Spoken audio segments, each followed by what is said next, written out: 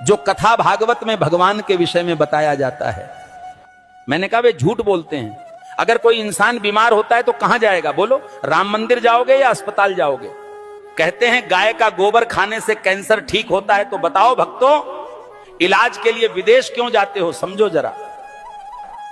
ये सब हम लोगों को भगवान के नाम पर गुमराह कर रखा है।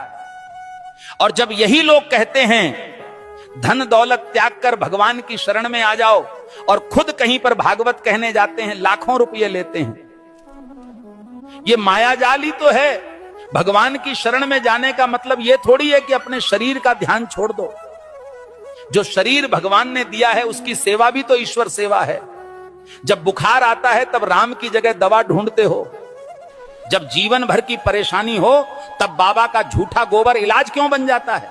गाय पूज्य है, इसमें कोई दो राय नहीं, पर यह कहना कि गोबर खाने से कैंसर ठीक हो जाएगा, यह विज्ञान नहीं, धोखा है।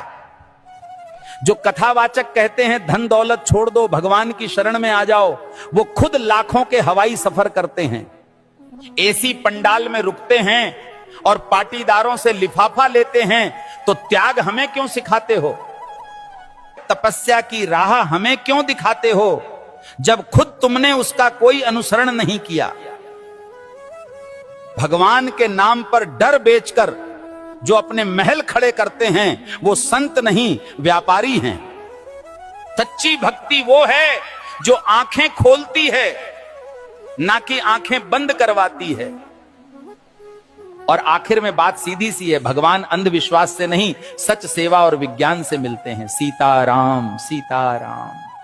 भविष्य मालिका कहती है जब पाप बढ़ेगा तो समय न्याय करेगा और धर्म की असली परीक्षा शुरू होगी। 2032 से सत्य युग का आरंभ होगा, लेकिन उससे पहले पूरी धरती हिलेगी। प्यारे भक्तों, 2 सूरज दिखेंगे आकाश में, पर उनमें से एक सूरज नहीं, विनाश का दूत होगा। बंगाल की खाड़ी में गिरेगा अग्निपिंड और समंदर उठकर धरती को लील जाएगा। 7 रात तक सूरज नहीं उगेगा, चांद नहीं दिखेगा, बस अंधकार होगा और भय। जिसे तुम प्राकृतिक आपदा कहोगे, तीसरा विश्व युद्ध दस्तक दे चुका है। शब्द नहीं अब शस्त्र बोलेंगे। भारत पर हमला होगा, परंतु धर्म की धरती कभी झुकेगी नहीं, क्योंकि भगवान कल्कि का अवतार होगा। जो शरण में आएगा बच जाएगा, जो अभिमान में रहेगा मिट जाएगा। प्यारे भक्तों, भविष्य मालिका चेतावनी नहीं, ये वक्त की आवाज है। जो सुन लेगा वही कल को देख पाएगा। धर्म अब उपदेश से नहीं बचेगा, धर्म बचेगा तो तुम्हारे कर्म और श्रद्धा से। जो अब भी सो रहे हैं, समय उन्हें जगाएगा नहीं, बल्कि बहा देगा इतिहास की धूल में। अब भी समय है भक्तों, या तो धर्म के साथ खड़े हो जाओ या अधर्म के साथ डूब जाओ। कल सऊदी अरब में आयोजित मेरे सत्संग के दौरान एक भक्त ने मुझसे एक दुखद प्रश्न किया।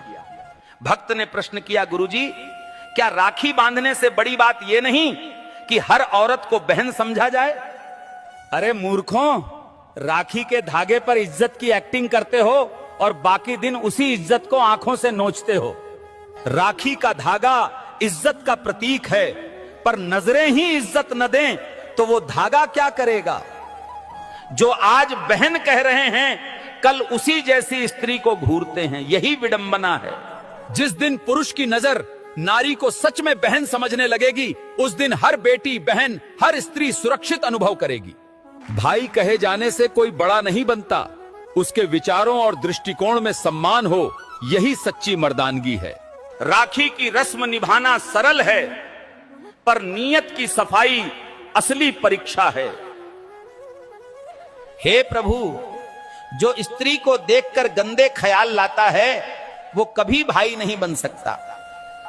हर लड़की बहन जैसी लगे, ये सिर्फ कह देने से नहीं होता, जब तक मन से उसे बहन समझा न जाए। राखी कोई ताबीज नहीं है, ये चेतावनी है सोच को पवित्र करने की और नारी को नजर से नहीं सम्मान से देखने की। जिस पुरुष की मर्दानगी किसी नारी की रक्षा न कर सके, वो राखी के धागे का भी हकदार नहीं होता। राम के भक्त हो या डर के गुलाम, शर्म करो। हनुमान जी ने रावण को जला दिया, तुम आंख फड़कने से कांपते हो। अगर आज हनुमान जी को कुछ कहना होता